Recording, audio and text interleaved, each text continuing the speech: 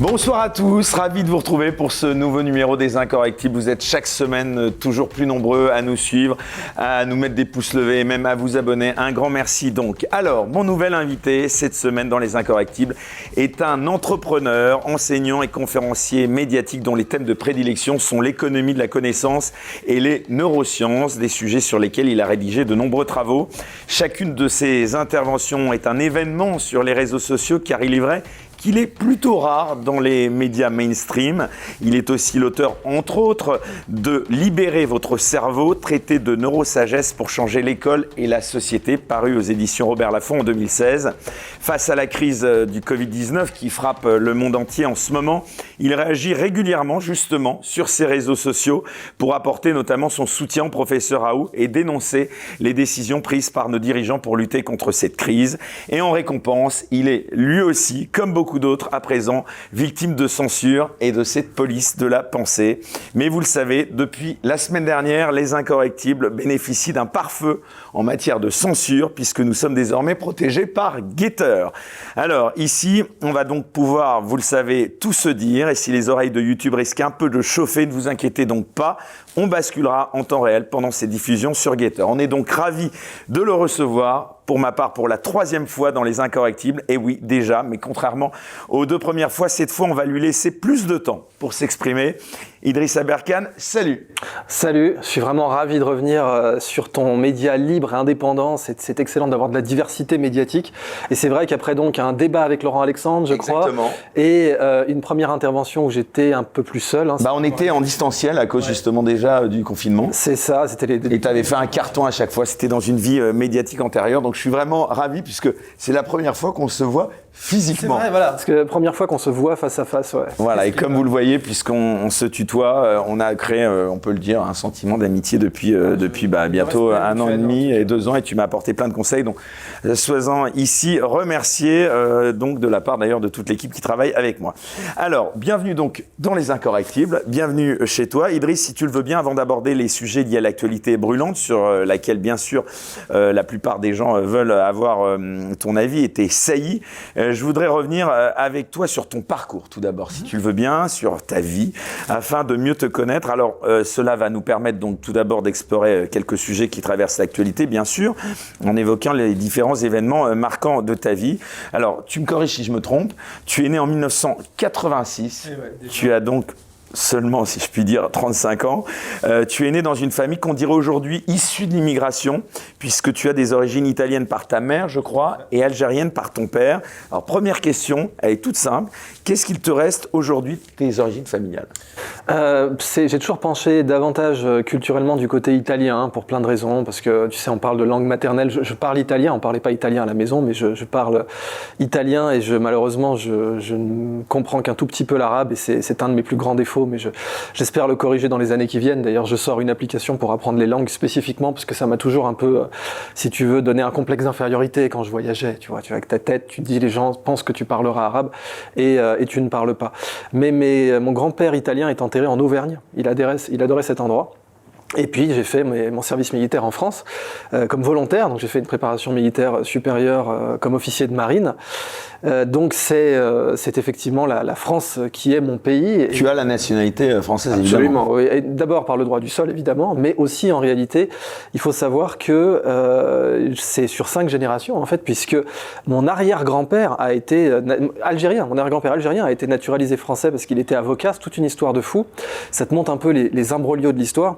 Mon arrière-grand-père algérien était avocat du FLN, donc a priori mal parti pour, tu vois, et il s'est fait assassiner par l'OS. Du coup, dans son étude d'avocat, il s'est fait assassiner par l'OS. Du coup, Charles de Gaulle, les gaullistes ont sorti sa famille d'Algérie, dans le but de revenir plus tard. Alors revenir avec Ben Bella, et puis comme tu sais, Ben Bella, il y a eu un coup d'État avec Boumedienne. Boumedienne a persécuté les Zaouïas, les soufis, donc c'était les mosquées soufis, comme nous on dirait aujourd'hui, modérées, quoi, même si avant c'était la norme. Et donc du coup, sous Boumedienne, mais ma famille algérienne n'est pas souvent revenue en Algérie, et puis c'est comme ça que je me suis retrouvé là. Mais donc techniquement, je suis... Mais tu te sens quand même un peu algérien, un peu italien Oui, alors plus italien, effectivement, j'ai pas le passeport italien, j'ai fait faire mon passeport algérien, mais ouais, je l'ai fait faire, c'était... Je faisais beaucoup de conférences là-bas, et donc je me suis dit, après tout, peut-être qu'il faudrait que j'aie le passeport. Mais faut être très clair, si je devais me battre pour un pays aujourd'hui, ça serait la France. Je l'ai clairement dit publiquement, et évidemment, en tant qu'officier de marine en France, j'ai une allégeance, si tu veux, envers la France. Eh ben justement, en parlant d'allégeance, une petite parenthèse, hein, on va revenir tout à l'heure à cette actualité de la campagne présidentielle. Qu'est-ce que tu penses de ceux qui, comme Éric Zemmour, peuvent craindre la possibilité d'une double allégeance liée à l'appartenance à plusieurs pays? Ça, tu sais que c'est une politique qui change selon les pays. Donc, tu as des pays qui sont totalement stricts là-dessus, comme la Chine. En Chine, pas de double passeport. C'est mort. Je veux dire, tu n'as qu'un passeport et c'est tout. Alors, j'ai pas bien révisé avant notre entretien, mais je crois que ça doit être pareil pour l'Iran. Je pense pas que c'est pareil pour Israël parce qu'il y a beaucoup trop de binationaux pour que ce soit jouable. Mais tu as des pays qui ont une politique stricte. Tu as des pays qui ont une politique très souple, comme le Brésil, je crois. Donc en fait, tout dépend de l'intérêt national. C'est-à-dire, qu'est-ce que la représentation nationale, et tu sais que moi, je suis un souverainiste d'une part, mais pour la démocratie directe d'autre part. Donc pour moi, c'est le peuple qui doit voter tous les mois. On paye par carte bleue aujourd'hui, on paye en ligne, on a des abonnements sur nos smartphones. Avoir une application où on voit les grands projets de loi en cours avec un style neutre, et puis on dit ça je vote contre, ça je vote pour moi, ça devrait être quelque chose de standard. On devrait tous en être là aujourd'hui. Et ben dans ce cas-là, ça serait au peuple de voter. Et c'est exactement la même chose, si tu veux, pour l'immigration. Là, en ce moment, par exemple, on est filmé par des caméras. Tu sais que quand tu veux faire une bonne photo, tu as 3 paramètres pour que ta photo soit propre. Tu as l'ouverture focale, la quantité de lumière qui rentre dans l'appareil, donc c'est comme la dilatation de la pupille, quoi. Tu as la vitesse ISO, c'est-à-dire la sensibilité du capteur, et puis tu as le temps d'exposition. Donc, pour faire une bonne photo, tu dois déjà régler 3 paramètres. Imagine pour avoir une bonne politique migratoire pour un pays. Quand les gens te disent pour ou contre l'immigration, c'est une question, il n'y a pas de débat, c'est débile comme question.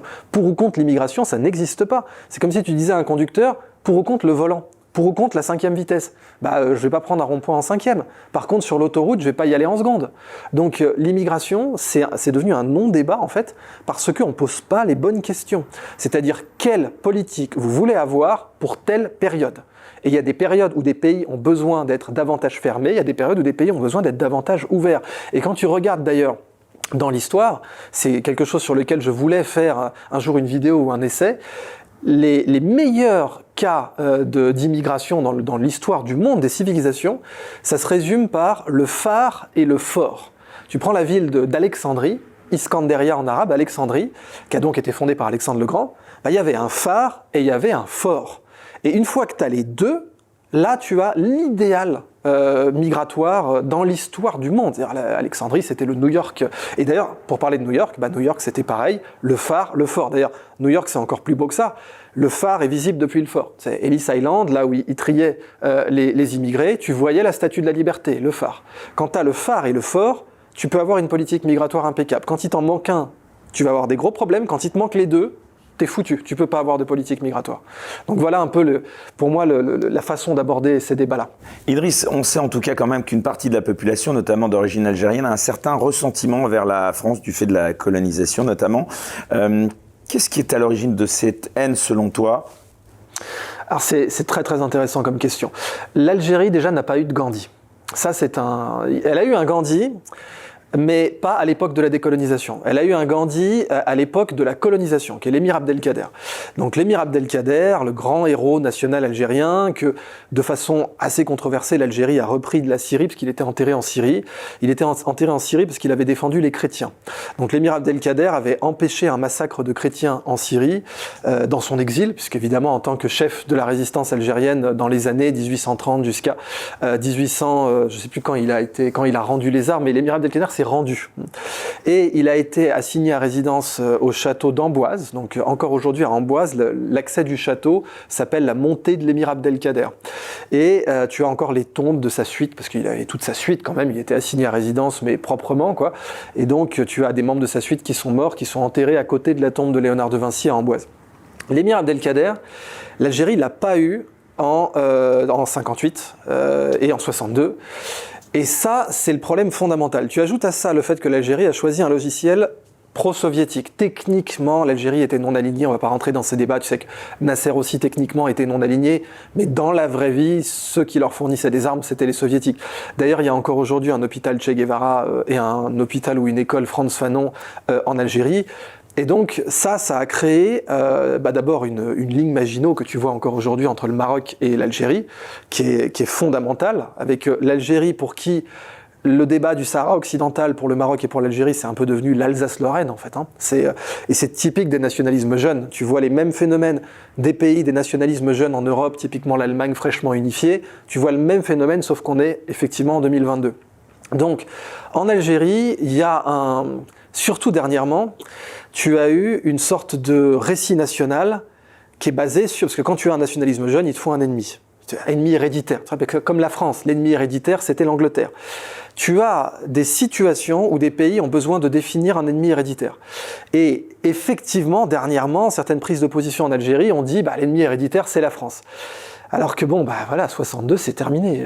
Je veux dire, c'était il y a 60 ans, littéralement, on peut le célébrer, on doit le célébrer, mais c'est terminé maintenant. Alors c'est intéressant ce que tu dis, parce que justement, qu'est-ce qu'il faut faire avec ces jeunes qui détestent la France? On ne peut pas revenir en arrière. Non, mais déjà, c'est vraiment une question culturelle, quoi. Il faut les mettre face à l'histoire.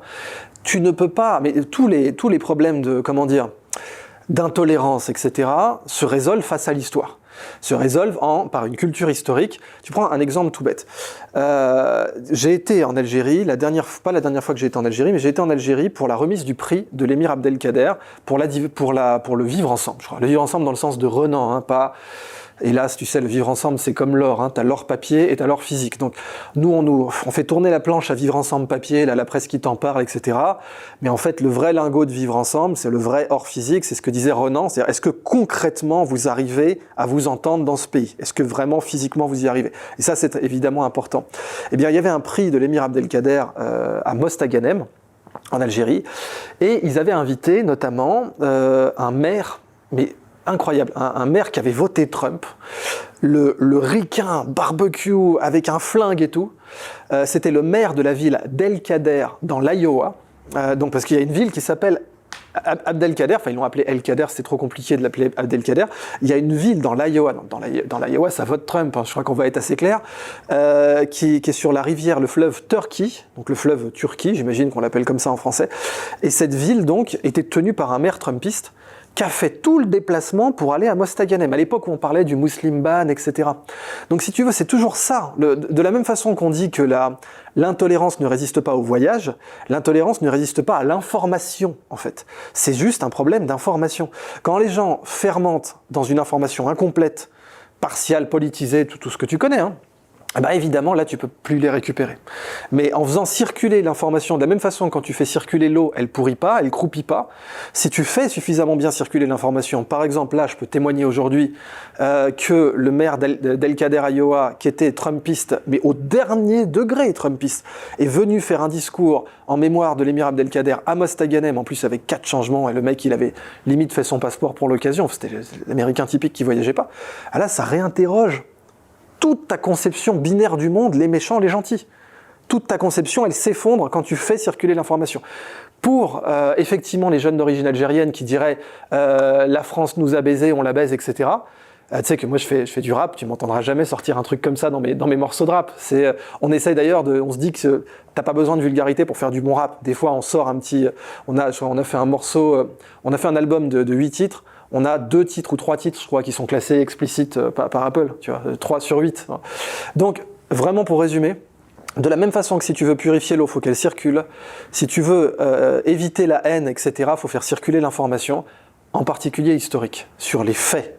Alors justement, en parlant d'histoire, de manière plus anecdotique, qu'est-ce que tu as pensé des polémiques ces derniers mois au sujet de Vichy, Pétain? Bah oui, bon ça, je me rappelle, T'avais Mitterrand qui avait fait bouffer Attali avec un vichiste, comment il s'appelait, Bousquet, je crois, avec Bousquet. Je crois, ouais. Et voilà, Mitterrand lui avait dit que c'était une période très compliquée. Bon, revenons là-dessus 2 secondes. Tu peux pas, en fait, dès que tu parles de faits historiques aussi compliqués sur un plateau de télé, il y a quasiment aucune chance que tu fasses pas une connerie, de près ou de loin. Je veux dire, quiconque essaie de banane, quoi. Mais oui, parce que historiquement, les mecs écrivent des thèses là-dessus pour séparer ce que les Américains disent la bullshit de l'ice cream. Donc la bullshit, bon, le caca de taureau littéralement, mais la foutaise de la crème glacée. Parce qu'en fait, dans l'histoire, les faits sont tellement imbriqués de façon très complexe que c'est extraordinairement dur de savoir qui a mérité et qui a démérité. Alors, Vichy, il faut être clair, la rafle du Veldiv, bon, c'est eux, il n'y a pas de problème. Je veux dire, il faut quand même rendre les choses, rendre à César ce qui est à César. Mais moi, je m'intéresse à ces figures historiques qui imbriquent le mal et le bien, toujours. T'en as deux en particulier dans l'histoire de la Deuxième Guerre mondiale qui sont fascinantes. T'as l'amiral Wilhelm Canaris. L'amiral Wilhelm Canaris, c'était le chef des services secrets allemands, le chef de l'Abwehr. Donc tu te dis, mais c'est un salopard ce mec. Bon, eh ben en fait non, c'est pas un salopard, il a été exécuté par les Allemands et on a la preuve qu'il a saboté le système de renseignement allemand de l'intérieur. Donc Wilhelm Canaris est reconnu par le mémorial Yad Vashem comme un juste parmi les nations. Donc eux, ils ont tranché. Ils ont dit, on a recueilli tant de témoignages, il est reconnu comme un juste parmi les nations. Oui, mais le mec, c'était le chef de l'Abwehr quand même. Donc l'Abwehr, ça a torturé des gens, ça a arrêté des gens. Il n'y a pas de problème. Si tu fais la liste, si tu fais le bilan de la liste de courses de Wilhelm Canaris, alors certes, il ne pouvait pas empêcher chaque torture, puisque sinon il aurait cramé sa couverture. Mais n'empêche que son bilan est qu'il a dirigé une machine à torturer. Mais le mémorial Yad Vashem dit, ce type est injuste parmi les nations. Et t'en as plein des comme ça dans la Seconde Guerre mondiale. Tu as Lucky Luciano, qui est un grand parrain de la mafia, qui est le plus grand parrain de la mafia de tous les temps. Je lui ai consacré un morceau de rap, d'ailleurs, tellement je kiffe ce personnage. Et ce parrain de la mafia, qui a donc du sang sur les mains, il a buté des chefs mafieux. Mais c'est aussi grâce à lui que Patton a progressé aussi vite en Sicile, puisque c'est lui qui a donné tous les renseignements à l'armée américaine de chaque nid de mitrailleuse, de chaque mouvement de troupes en Sicile. Et cet élan que les troupes américaines ont gagné en Sicile, ça a été décisif pour toute la guerre, parce que ça leur a donné, tu sais, confiance en eux. Donc c'est très difficile de mesurer l'impact total de Luciano en jour de guerre, alors que c'est un salopard. Et je pourrais te citer un dernier cas, Werner Heisenberg, dont on est quasiment certain, il n'est pas reconnu comme injuste parmi les nations par le mémorial, mais on est quasiment certain que Werner Heisenberg a saboté de l'intérieur le programme nucléaire des nazis, alors qu'il en était membre, évidemment. Donc, si tu veux avoir un vrai débat sur Vichy, à savoir, est-ce que des vichistes ont donné des passeports à des juifs pour les sauver? Ça, c'est un fait historique, oui, c'est arrivé. Donc, si tu veux avoir un vrai débat sur cette histoire-là, tu as besoin de 4 heures. Enfin, qu'est-ce que je raconte? Tu as besoin d'une thèse de master, d'une thèse de doctorat. Voilà. Si tu veux dire à la télé, oui, alors, tu sais, en mode, je sais pas moi, Instagram, Vichy pour ou contre? Bon, bah là, tu vas dire une connerie. Et c'est inévitable. Mais évidemment, j'aimerais que les gens se rappellent d'un principe fondamental qu'on peut dire en une seconde, qui est que la vérité est dans la nuance. Et que, évidemment, pour n'importe... Je suis gaulliste, moi, bon, je suis souverainiste, pro-démocratie directe, mais bon, je suis gaulliste, donc tu connais évidemment mes positions sur Vichy. Il y a pas... Moi, par exemple, je ne crois pas du tout en la théorie de l'épée et du bouclier. C'est que Pétain essayait de présenter les choses comme en fait, j'ai été le bouclier, j'ai empêché aux Français des souffrances, alors qu'en réalité, quand tu regardes les chiffres, bah, non, il n'a pas empêché des souffrances aux Français, dans le sens que la bouffe est vraiment partie vers l'Allemagne, et qu'il y a eu des famines pendant que les Allemands trinquaient au champagne à Paris, les Français bouffaient des topinambours rassis. Mais tu as eu cette théorie. Mais je sais que des gens la défendent, et je suis prêt à débattre avec eux, par exemple. J'ai aucun problème à débattre avec des gens sur la théorie de l'épée et du bouclier sur Vichy, tu vois. Même si, donc, tu sais bien qu'encore une fois, les gaullistes, pour conclure, ne croient pas en cette théorie. Et pour prolonger sur cette question de l'histoire, qu'est-ce que tu penses de toutes ces rues que l'on débaptise, de ces statues que l'on déboulonne du fait de la mise en lumière d'actes peu reluisants commis par certaines figures historiques, justement comme Napoléon, Colbert, George Washington et bien d'autres? Alors, moi, je suis, comme tu le sais, encore une fois, souverainiste, donc je pense que c'est au peuple de décider. Bon, après, le peuple est manipulable, c'est vrai, tu peux avoir des médias qui... Mais tu veux dire, il faut leur poser la question? Oui, dans certains cas. Alors, attention, ça ne veut pas dire qu'on va faire voter les Français sur chaque... mais tu peux le faire sur une mémoire plus générale. Par exemple, j'ai connu un journaliste sénégalais qui a fait démonter la statue de Faidherbe au Sénégal. Bon, mais c'est au Sénégal, c'est un acte de souveraineté. Nous, on n'a pas de statue de Jules César sur la place Jaude à Clermont-Ferrand, si tu veux. Bon, on n'a pas un Trafalgar Square. Bon, donc Faidherbe, c'est effectivement à lui qu'on a donné, enfin c'est son nom qu'on a donné au pont Faidherbe, qui est un très beau pont à Saint-Louis du Sénégal.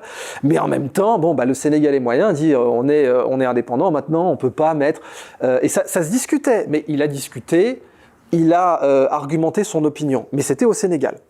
Maintenant, tu prends Colbert. Je comprends pas, comme d'ailleurs Churchill. Churchill, je suis évidemment un immense admirateur de Churchill, mais je sais évidemment qu'il a un côté obscur gravissime vis-à-vis de l'Inde. L'Inde, parce que l'Inde, on se rend pas compte, c'est quelques décisions de Churchill, mais vu la taille de la population, bah, c'est évidemment des millions de morts. En particulier dans les famines, quoi, hein, donc le détournement de la nourriture indienne pour les troupes britanniques, etc. Et le rapport compliqué, comme chacun sait, de Churchill avec Gandhi. Mais le bilan total de Churchill, c'est ça qu'il faut regarder à chaque fois, il faut faire le bilan total. Mais le bilan total de Churchill, il est stellaire. Et un humain n'aura jamais un bilan parfait. Tu prends Abraham Lincoln, pareil que j'admire sans condition, bah, Abraham Lincoln, oui, il a fait des saloperies avec les Indiens, c'est un fait. Hein. Mais bon, le bilan total d'Abraham Lincoln, il est mondial. Et il est stellaire là aussi. Donc tu n'as pas un humain dans l'histoire qui n'aura pas fait une connerie, une chose discutable en rétrospective, et les personnes qui s'arrogent le droit de déboulonner des statues, etc., mais eux n'ont pas le quart du bilan de ces gens-là. Tu prends par exemple Colbert. Alors déjà, le code noir, techniquement, c'est pas lui, mais surtout, c'était déjà, désolé de le dire, par rapport aux pratiques de l'époque, il n'y avait pas de droit de l'homme, il n'y avait rien. On commençait à avoir un début d'encadrement par la loi. De dire il y a des choses que vous n'avez pas le droit de faire et qui vont évidemment l'esclavage en général. D'ailleurs, l'esclavage. Moi par exemple je suis musulman, j'ai aucun problème à rappeler que la traite musulmane elle est réelle, elle a existé, et d'ailleurs c'était une des raisons pour lesquelles la France a envahi l'Algérie en 1830. Alors il y avait bien sûr l'incident diplomatique bidon du coup d'éventail, du coup de chasse-mouche, mais concrètement c'était le problème de la piraterie dans la zone. Il y avait le problème de la piraterie dans la zone pour le commerce en particulier avec les Américains, c'est pour ça que le Maroc et l'Algérie se fritent, hélas, depuis limite 200 ans, puisque le Maroc a été le premier pays à reconnaître l'indépendance des États-Unis, parce que le Maroc faisait du commerce avec les jeunes États fédérés américains. Donc, débattons, aucun problème avec ça, mais il faut avoir un logiciel intellectuel qui soit rigoureux. C'est-à-dire, pointer une tâche sur quelqu'un, alors que son bilan total mais un cadeau pour l'humanité, un trésor pour l'humanité, et j'insiste, le bilan total de Churchill est évidemment un trésor pour l'humanité. Ce n'est pas méthodologiquement rigoureux, ce n'est pas juste, et ce n'est pas dans l'intérêt de la mémoire des peuples. Parce que si tu déboulonnes tout, évidemment, c'est la table rase, enfin, comme faisaient les Romains, ils t'effaçaient des livres d'histoire. Les Romains, t'avais j'ai oublié comment ça s'appelait, damnatio memoriae. Damnatio memoriae en latin, c'était, tu étais effacé. On enlevait ton nom, on enlevait toute trace de toi. Et ils veulent faire ça maintenant, ils veulent faire damnatio memoriae. Donc moi, au mieux, la politique que je recommanderais, ce serait de mettre une astérisque. Une astérisque. Voilà, par exemple, Thomas Jefferson, père fondateur. Oui, si tu veux chercher de la merde dans son histoire, dans sa biographie, il y en a. Il a fait des enfants avec sa femme esclave, il l'a pas affranchi. Tu vois, c'est sa femme, c'est ses enfants. Il n'a pas affranchi sa femme avant de mourir. Bon, c'est pas cool. Il aurait pu abolir l'esclavage, Thomas Jefferson. À l'indépendance américaine, on était à ça, mais il ne l'a pas fait. Il a dit que c'était mal, mais il ne l'a pas fait. Donc il a laissé 60 ans de souffrance. Bah tu mets une astérisque. Mais le bilan total de Jefferson est un trésor pour l'humanité, c'est un fait. Et c'est ça qu'il faut... tu sais, le poison, c'est la dose. Dans une barbe à papa, le colorant rose, si t'en bois un verre, t'es mort. Et la quantité de colorant rose qu'il y a dans la barbe à papa fait qu'on peut en donner à des enfants. Donc, c'est pareil pour la mémoire d'un humain. Il faut regarder dans quelle proportion les faits qui sont débattus, proportion et contexte, hein, n'oublions jamais le contexte. Moi, par exemple, pendant très longtemps, on m'avait dit Tintin est raciste. Et moi, j'avais repris ces conneries. Je disais Tintin est raciste. Oui, avec nos standards actuels, c'est un fait. Arriver comme ça avec un Congo, buter des animaux, avoir un kill count, Hergé s'est excusé d'ailleurs. Et Hergé a remis en question tout ce qu'il avait fait. Et il a changé des planches aussi. Mais hors contexte, le Tintin final et ce qu'a fait Hergé de Tintin, ce que Hergé a fait de Tintin, pardon, par rapport au contexte, il était même en avance, il était même progressiste par rapport à ce qui existait à l'époque. Donc, je pense que les gens n'aiment pas la nuance parce qu'ils n'aiment pas faire d'efforts intellectuels. Alors justement, on va revenir avant de reparler encore de toi, parce que c'est ça le sujet quand même qui nous intéresse. Une petite parenthèse, en parlant d'immigration et de tous ces sujets, bon, il y a un candidat, pour ne pas le nommer évidemment, Éric Zemmour, qui propose quand même des solutions assez radicales hein, pour lutter contre l'immigration, notamment. Ça t'inspire quoi? Est-ce que c'est réaliste selon toi? Alors moi, il faut être très clair, mon deuxième tour idéal, pour l'instant, c'est Zemmour-Mélenchon. Parce que, ah oui, mais je sais que c'est impressionnant, mais et tu as de plus en plus de gens qui donc je l'ai dit sur Twitter, j'ai dit mon deuxième tour idéal, c'est Zemmour-Mélenchon. Parce que... Alors les extrêmes extrêmes, voilà. Parce que certains disent... T'as plus extrémiste que Mélenchon, t'as plus extrémiste que Zemmour. Donc, si tu veux, ça dépend ce que tu veux appeler extrême. Bon. Mais, parce que Mélenchon est... Enfin, tu sais bien qu'il s'est fait attaquer sur plein de sujets parce qu'il n'était pas assez à gauche. Donc, je dis, bon, ok. Et Zemmour s'est fait attaquer pour être pas assez à droite. Donc, ok. Bon. Mais c'est vrai que... Pas de trop, là. Si tu parles là des membres du RN ou si tu parles à Jean-Marie Le Pen, il va te dire que Zemmour est pas assez à droite. Je pense que tu peux être assez clair là-dessus. Donc... Enfin, il est plus à droite que Marine Le Pen. Je t'avoue que j'ai pas suivi les... Enfin, perçu en tout cas comme étant celui qui a peut-être remis plutôt au centre Marine Le Pen l'échiquier politique. Quelque chose. On a dit que Marine Le Pen se chiracisait au même moment où Éric Zemmour remettait sur la table le sujet de l'immigration dont on entend parler. La seule question qu'on doit se poser quand on entend ça, donc si quelque chose a titré que Marine Le Pen se chiracisait, bon bref, Chirac est gaulliste juste, alors pas gaulliste parfait, etc. Je suis d'accord. Mais bon, il était quand même gaulliste. Non, mais elle mettait plutôt en avant le social, alors que... mais tu veux dire la fracture sociale. Alors, mais la première question à poser quand on voit ça, c'est est-ce que c'est réel ou est-ce que c'est un récit ? Voilà, c'est tout. Hein. Et quand tu vois toute nouvelle, en fait, tu dois poser une seule question, c'est du réel ou c'est du récit ? Voilà. Et une fois que tu as posé cette question, tu sais où te placer. Bon. Par exemple, le coup du Muslim ban de Trump, moi, on me l'avait vendu comme du réel. Idriss, comment tu peux dire que Trump n'a pas fait la guerre ? Parce que oui, Trump n'a pas fait la guerre. Je suis désolé. Trump, il n'a pas 500 000 morts sur la conscience en Irak. Donc, tu peux arriver... C'est un sale con d'un point de vue purement humain. C'est-à-dire, t'as pas envie de bouffer avec lui, t'as pas envie... Tous les gens qui l'ont côtoyé le disent, mais...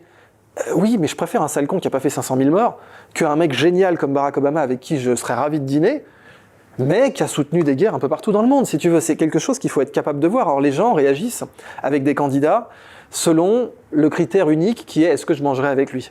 Donc évidemment, est-ce que je mangerai avec lui ? Les gens votent plutôt Obama que Trump. Mais moi, je regarde son bilan.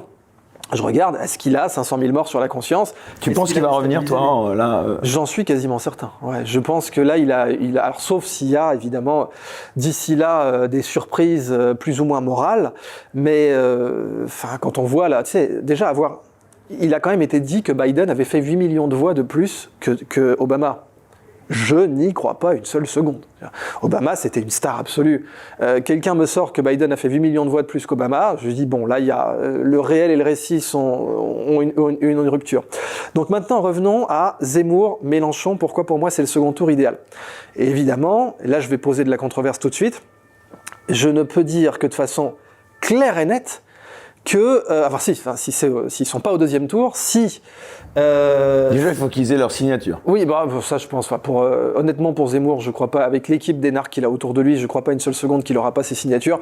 Et Mélenchon, il aura évidemment ses signatures. Il a déjà été candidat, donc il y a pas. Pour moi, c'est plus là du récit pour. D'accord. Oui, de la com, parce que c'est vrai que ça fait toujours un peu suspense, puis ça permet de parler de toi, etc. Mais maintenant, pour moi, le seul sujet qui est important, comme tu le sais, c'est l'abolition du pass, parce que et plus rien d'autre ne compte. Et on en reparlera après, bien sûr.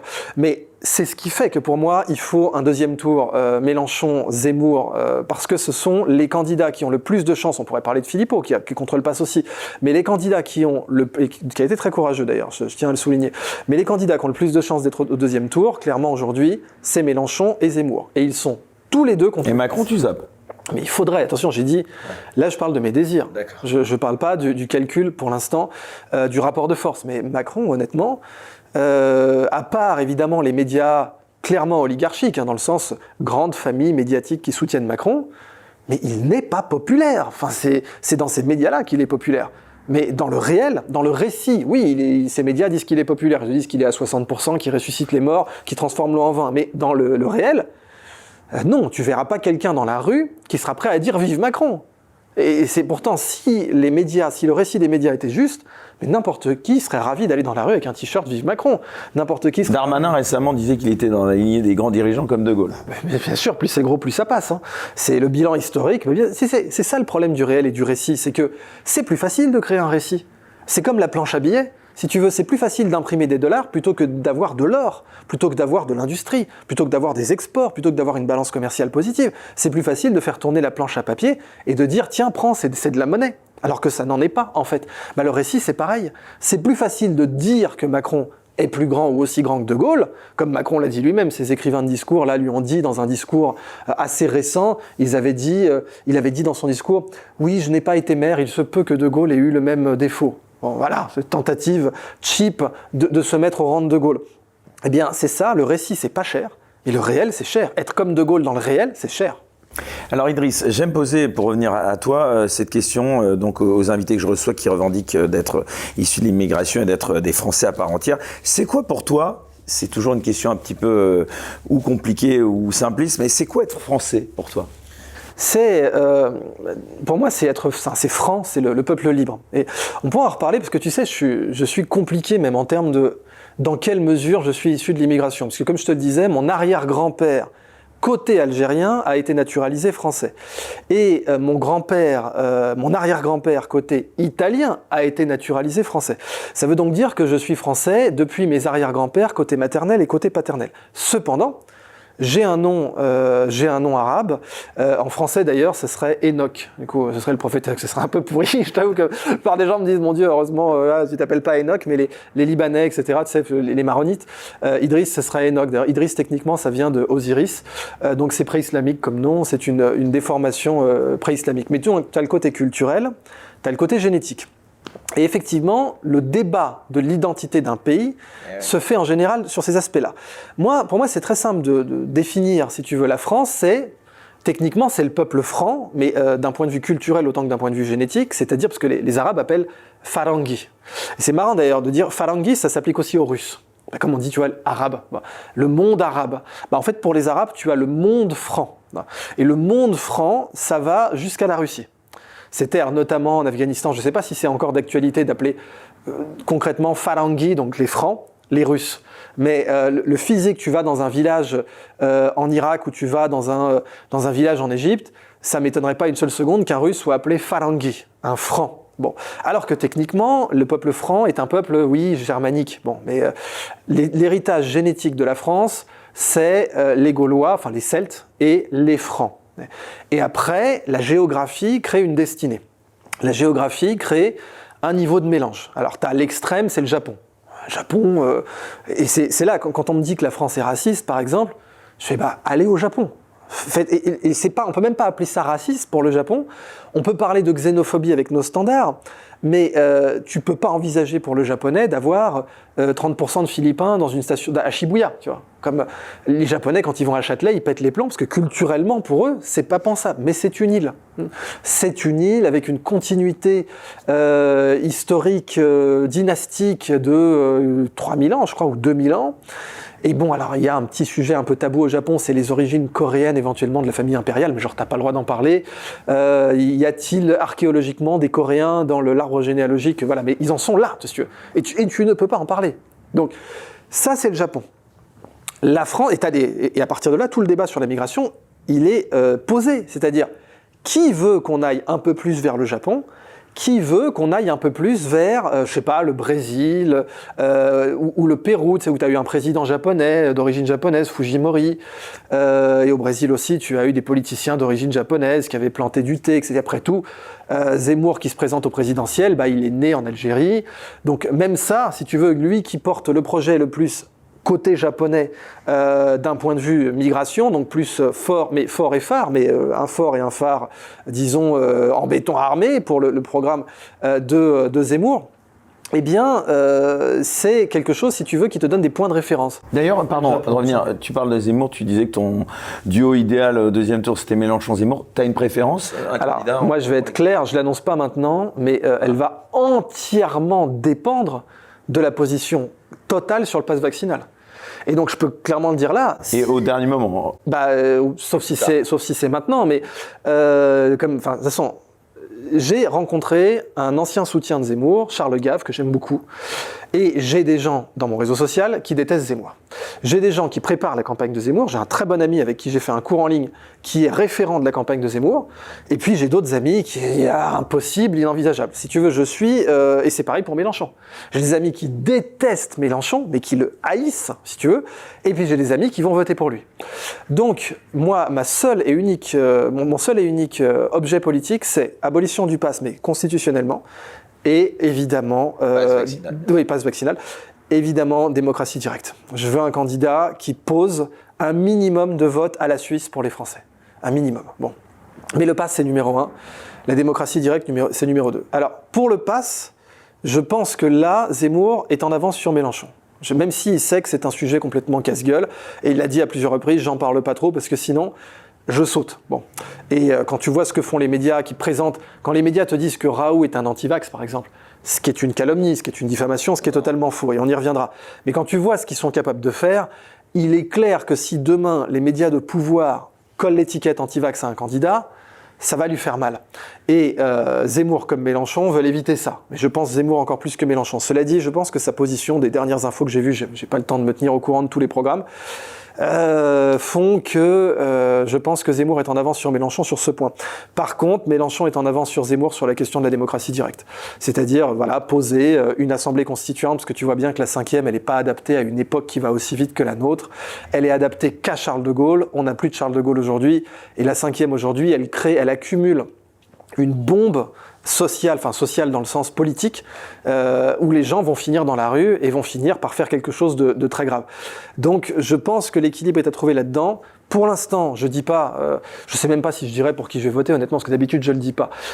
Mais si je dois le dire, clairement, mes deux positions, c'est numéro 1, abolition du pass et constitutionnellement, genre, on ne pourra plus jamais le remettre. Et numéro 2, plus de démocratie directe, quelle qu'en soit la façon, que ce soit créer une 6e République ou pas, ça c'est pas quelque chose qui est important pour moi, même si je disais que la 5e a fait son temps, donc ça donne quand même une idée de ce que j'envisage. Mais si on arrive à modifier la 5e, à faire une sorte de 5e revalorisée, comme on dit dans l'armée, pour qu'il y ait de la démocratie directe, ça m'ira très bien. Reparlons un instant d'identité, Idriss. Est-ce que tu as déjà eu l'impression d'être pénalisé durant ton parcours du fait de tes origines ? Alors, pendant très longtemps, moi j'avais été, on m'avait installé le récit, si tu veux, d'une France raciste, et on m'avait installé le récit. Je dis bien le récit, pas le réel, parce qu'après quand tu voyages, c'est là que tu te rends compte. Par exemple, au Japon, j'ai vécu en Asie, j'ai vécu en Ukraine. Parce que tu en as eu des polémiques quand même, hein. Il y a beaucoup de gens qui t'ont cherché des poux quand même. Sur mes origines ? Sur tes études, sur tout. Est-ce que tout ça était pas lié Alors, il y en a eu, mais je vais te dire un truc qui est ultra controversé. Le pire racisme que j'ai connu est venu de la gauche. Et c'est un truc de la gauche, il faut s'entendre, hein, de quelle gauche on parle. Est-ce que Fabius est à gauche ? Est-ce que, tu vois ? Mais la gauche PS, si tu veux, qui est très germano-pratine, qui occupe la montagne Sainte-Geneviève, etc., c'est de là que les pires moments de racisme que j'ai connus dans ma vie, c'est-à-dire de racisme concret, c'est-à-dire reste là, reste à ta place. Le pire reste à ta place que j'ai connu, c'était de gens qui votaient PS. C'est horrible, hein ? Enfin, horrible, non, c'est horrible pour le récit. Mais tu n'entends jamais le mot racisme de gauche en France. Tu n'entends jamais des gens dire le racisme de gauche existe. S'il y a du racisme, il est forcément de droite. Ce n'est pas vrai. Ce n'est pas vrai. Et tu as des gens qui peuvent être xénophobes ou te donner l'impression d'être intolérants dans leurs mots, mais pas dans leurs actes. J'ai connu des gens dont les mots, journalistiquement, auraient été étiquetés xénophobes, qui m'ont fait preuve de beaucoup plus de fraternité, concrètement, m'inviter chez eux, genre je te connais pas, je t'invite chez moi, tu dors chez moi, on partage le repas, on fait des activités ensemble, et je te traite comme un égal, c'est-à-dire je te donne tous les signes réels, fraternels du fait que tu es traité comme un égal. Ce sont des mecs de droite, parfois étiquetés xénophobes, qui m'ont fait preuve de cette fraternité-là. De la même façon d'ailleurs, pardon de t'interrompre, que le souverainisme est souvent plus associé à la droite. Alors qu'en fait, tu as des souverainistes de gauche. Tu n'as qu'à regarder Régis de Castelnau, Juan Branco, etc., des gens-là qui sont, ou Étienne Chouard, qui est souverainiste de gauche. Mais effectivement, une fois que on en revient toujours à cette dichotomie du réel et du récit. Soit tu vois le monde sous l'angle du récit, et donc le racisme ne saurait exister à gauche, soit tu le vois sous l'angle du réel.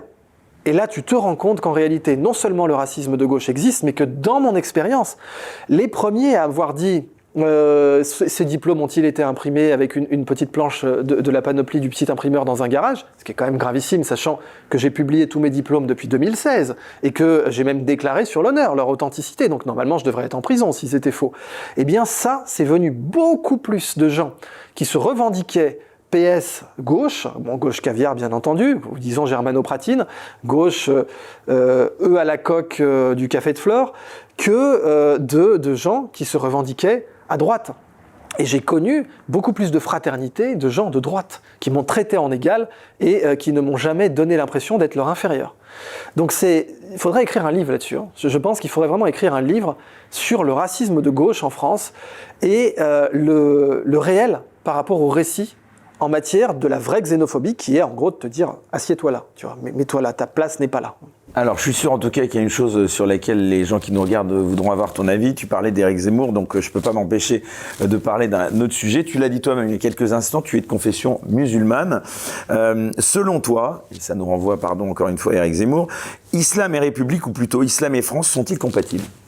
Alors moi je pense évidemment que oui, puisque mon père a été cofondateur avec le cheikh Khaled Bentounès, qui est un maître soufi des scouts musulmans de France, et que les scouts musulmans de France avaient clairement été créés pour faire sortir les jeunes de banlieue, les emmener dans la nature et leur faire rencontrer d'autres mouvements scouts. Donc tu avais des membres du scoutisme français, qui étaient en général, je crois, essentiellement laïcs, il faudrait que je vérifie parce que j'ai pas tout en tête. Tu sais, par exemple, tu as des mouvements scouts qui ne sont pas laïcs et qui sont pas au scoutisme français, comme les éclaireurs israélites, comme les éclaireurs neutres qui sont protestants, comme les éclaireurs bouddhistes, et puis tu en avais d'autres qui étaient membres du scoutisme français. Bon, les scouts musulmans, en l'occurrence, ont été reconnus membres du scoutisme français d'une part, absolument, ont été reconnus membres du scoutisme français d'une part, donc ça te donne déjà une idée de l'intégration république ou pas, puisque d'autres mouvements scouts, comme les éclaireurs israélites, comme les éclaireurs neutres, n'ont pas été au scoutisme français.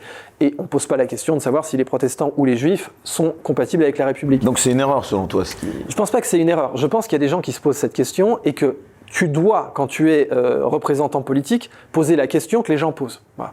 On ne peut pas t'accuser de dire « Oh, c'est démagogique, etc. » Non, moi je suis pour la démocratie directe. Donc, un candidat pour moi représente les gens qui veulent voter pour lui. Les gens qui veulent voter pour lui se posent cette question. Enfin, tu penses qu'on peut gagner une élection en se mettant à dos 5 à 8 millions d'électeurs musulmans ? Alors ça, là on va rentrer dans un débat et j'aurais même pas le temps d'élaborer là-dessus, mais le pater familias musulman de banlieue vote à droite. Je sais, c'est ça, là aussi le réel et le récit, même toi mais sociologiquement, le pater familias musulman de banlieue vote à droite. Parce que sociologiquement, le pater familias musulman de banlieue, exactement, il est conservateur, dans le sens américain. Il est conservateur. Et il est gaulliste en général, puisque Charles de Gaulle a une énorme popularité auprès des Algériens. Ce qui est paradoxal, tu vois, je vous ai compris, machin. Bon, mais c'est tout le paradoxe du truc. Mais Charles de Gaulle est très populaire, en particulier la politique arabe de la France, etc. Donc Chirac, c'est voilà, dans le monde arabe, Chirac, c'était un héros absolu. Donc, tu as un vivier de voix colossal dans les banlieues en France qui pencherait plutôt à droite et qui va s'abstenir en général. Bon. Et qui, là, a priori, peut se dire je ne peux pas voter Zemmour pour plein de raisons qui sont d'ordre cosmétique, hein, qui sont d'ordre, par exemple, dire que c'est pas possible de s'appeler Idriss et d'être français. Bon, bah, et ça, c'est quelque chose, tu vois, si je voulais taquiner. Mais je compte faire une vidéo là-dessus, donc je ne vais pas déflorer la vidéo que je ferai, mais ça fait très longtemps que je veux faire une vidéo là-dessus, parce que ma communauté me le demande. Mais Zemmour, tu peux le lire de deux façons. Tu peux le lire d'une façon universitaire, et alors là, bah vas-y, open bar, il y a des conneries qu'il a dites, etc. Ok. Et il y en a plein. Et moi, si je devais l'attaquer d'une façon universitaire, mais ce serait facile. Alors je dirais par exemple, tu as eu le président Sadi Carnot. Le président Sadi Carnot, son nom c'est Sadi en référence à Saadi, grand poète soufi. C'est donc un nom qui n'est pas français, qui n'est pas dans le calendrier. Pourtant il a été président et c'était sous la Troisième République, donc le débat est déjà terminé. Oui, mais on ne gagne pas une élection en étant un universitaire. Et c'est pas moi qui le dis, c'est Georges Frêche. Le légendaire Georges Frêche, qui était prof d'université. Il n'y avait pas plus universitaire que lui. Georges Frêche disait... Toute ma vie, j'ai fait campagne. Alors lui, il était cash, il disait pour des cons. Je dis pas que c'est ce que fait Zemmour. Et je dis absolument pas que c'est ce que fait Zemmour. Mais Frêche, qui était à gauche, il le dit direct. Il dit, je suis prof d'université. Si je fais une campagne universitaire, je suis mort. Quel est le dernier qui avait fait une campagne universitaire ? C'était un peu Jospin, avec Sylviane Agacinski. Et puis c'était aussi Alain Lipiès, que j'aime bien humainement. Humainement, j'adorerais bouffer avec Alain Lipiès. Il vivait à Villejuif, où j'ai grandi. Il adore la poésie de T.S. Eliot. Il avait fait sur un blog, il avait fait une analyse de texte de la Love Song of J. Alfred Prufrock, qui est un de mes poèmes préférés. J'adorerais bouffer avec lui. Mais comme machine politique, t'es mort, t'es en première.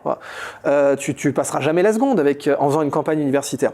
Donc, sur le plan universitaire, On peut attaquer Zemmour de plein de façons. Mais il fait une campagne politique. Il n'est pas là pour être recteur ou pour être reconnu professeur au Collège de France, si tu veux.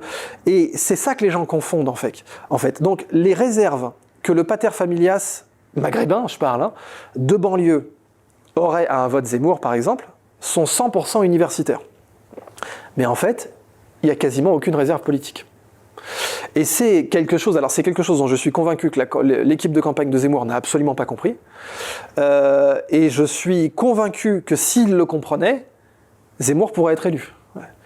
Et je pense que tactiquement, c'est un truc qu'ils n'ont pas compris et que je pense même, je vais être assez méchant, je pense même qu'ils ne sont pas câblés pour le comprendre.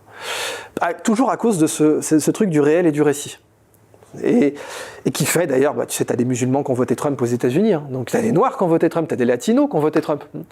Donc toujours à cause de la dichotomie du réel et du récit. Et qui pourrit toute la politique en fait, et qui pourrit même la liberté des humains, parce que quand on t'a installé un récit dans la tête, tu ne vis pas, tu vis confiné, tu vis coincé dans des catégories. Tu n'arrives plus à voir le réel en fait. Quand on t'a installé un récit dans la tête, on te mettrait, comme j'avais dit à Radio Courtoisie, on te mettrait Radio Courtoisie, radio de droite, qui m'a extrêmement bien traité. Toujours pareil, fraternité versus Sud Radio, pareil, qui est quand même plutôt étiqueté à droite, qui a fait preuve d'une fraternité que des médias de gauche n'ont jamais fait, même quand j'étais dans les médias mainstream.